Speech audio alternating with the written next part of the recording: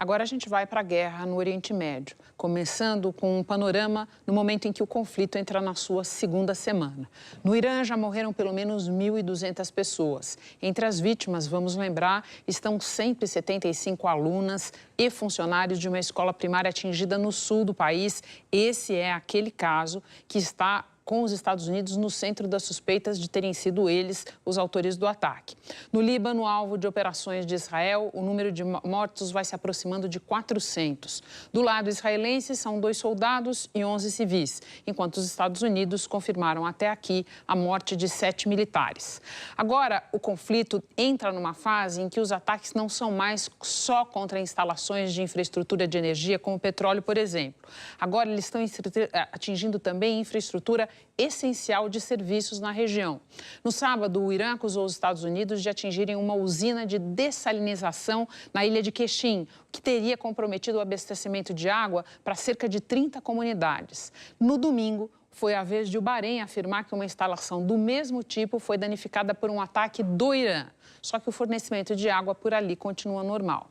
Em outra frente, desde a noite de domingo, o Irã disparou contra instalações de petróleo na Arábia Saudita, Bahrein e Emirados Árabes Unidos. As imagens mostram aqui um incêndio na principal refinaria do Bahrein, atingida nesta segunda-feira. Foi um contra-ataque do Irã ao bombardeio de Israel que atingiu depósitos de combustíveis e instalações logísticas perto de Teherã no fim de semana. Você deve lembrar que imagens muito grandes de incêndio.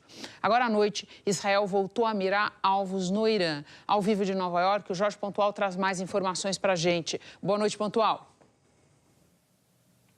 Boa noite, Renata. Boa noite a todos.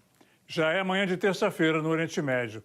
Durante a madrugada em Israel, as sirenes de alerta soaram em várias cidades, em meio a novos ataques com mísseis do Irã. As forças de defesa israelenses revidaram contra a capital, Teherã, e disseram ter atingido um lançador de mísseis. No Bahrein, o Ministério do Interior informou agora há pouco que um ataque iraniano contra a capital, Manama, atingiu um prédio residencial, matando ao menos uma pessoa. A segunda-feira foi marcada por novos bombardeios do Irã a países do Golfo. As imagens de Teherã se repetem dia após dia. Caixões cobertos com a bandeira iraniana são carregados em meio a flores e fotografias. Nesta segunda-feira, o Ministério das Relações Exteriores do Irã disse que o país não vai negociar enquanto estiver sob ataque. As forças de defesa israelenses também apertaram o cerco contra o grupo terrorista Hezbollah, no vizinho Líbano. Essas imagens foram registradas ao sul, próximo à fronteira com Israel. É por lá que a ofensiva terrestre ganha força. Na capital Beirute e nos arredores, os intensos bombardeios provocaram destruição. Os ataques teriam como alvo posições do Hezbollah. Desde o início da ofensiva, mais de 480 pessoas já morreram e outras 600 mil foram deslocadas no Líbano. Hoje, o Irã voltou a revidar contra Israel e aliados americanos no Golfo. As sirenes soaram em Tel Aviv e Haifa. No Bahrein, um drone deixou civis feridos e atingiu uma refinaria de petróleo. O Catar divulgou imagens de mísseis e drones sendo interceptados no céu do país. E pela segunda vez em uma semana, um míssil balístico iraniano foi abatido por forças da OTAN no espaço aéreo da Turquia. O presidente Recep Tayyip Erdogan voltou a alertar o Irã contra o que chamou de provocação, mas disse que pretende manter a Turquia fora da guerra. Pontual, me espera um pouquinho, a gente já retoma a conversa. A gente continua em Nova York, dessa vez para falar com o Guga Chakra.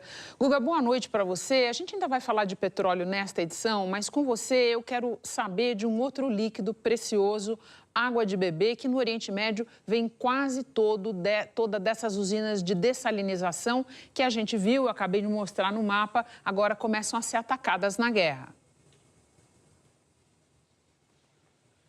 Bom, boa noite, Renata, boa noite a todos, especialmente nas nações do Golfo Pérsico. Catar, praticamente, toda a água vem de dessalinização. Kuwait também, os Emirados Árabes Unidos, embora numa escala um pouco menor que do Catar, a Arábia Saudita, Bahrein, eles dependem muito dessas usinas. São lugares que cresceram bastante ao longo das últimas décadas, né? Ganhando milhões de habitantes, especialmente expatriados, então eles dependem dessa dessalinização, dessa tecnologia. E o Irã está buscando atingir justamente esses alvos para crescer a pressão sobre esses países para que eles, por sua vez, pressionem o presidente Trump a interromper o conflito. Por outro lado, Israel também tem atacado usinas de dessalinização no Irã. O Irã que já enfrentava um problema grave de falta d'água, Renata. Isso ao longo dos últimos 6 anos por uma seca extrema que vem atingindo o país. Asfahan, por exemplo, tem um rio muito importante que cruzava a cidade que está seco, completamente seco. Teherã ficou quase sem água meses atrás e o Irã dependendo dessa dessalinização e Israel alvejou. Então também os iranianos serão impactados pela falta da água, que já eram, mas ainda mais a partir de agora. Então é um cenário muito grave para todos os países do Golfo que dependem, porque eles não têm o mesmo acesso à água que um país como o Brasil, rico em rios, em lagos, em represas. Lá não, eles não têm acesso a tanta água como nós temos aqui nos Estados Unidos e vocês têm no Brasil, Renata. Super importante esse esclarecimento, Guga. Me espera um pouquinho, no próximo bloco eu tenho outra pergunta para fazer para você, por favor.